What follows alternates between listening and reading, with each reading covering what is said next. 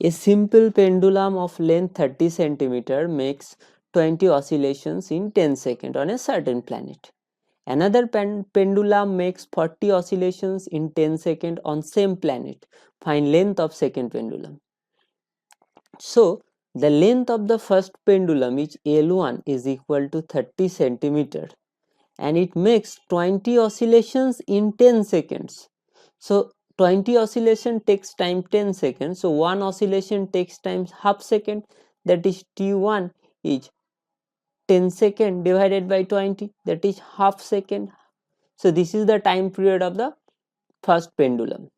And for the second pendulum, it makes 40 oscillations in 10 seconds, that is time period T2 is 10 seconds, it completes 40 oscillations. For one oscillation it takes 1/4 second. We have to calculate the length of the second pendulum L2.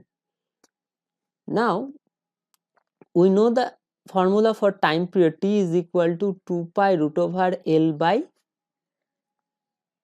G naught. G naught is the acceleration due to gravity of that planet, or T square is equal to 4 pi square L by G square. Now G naught square, so here T1 square is, so T1 square divided by T2 square is equal to L1 divided by L2, or L2 is equal to T2 square divided by T1 square into L1. So T2 by T1 whole square times L1.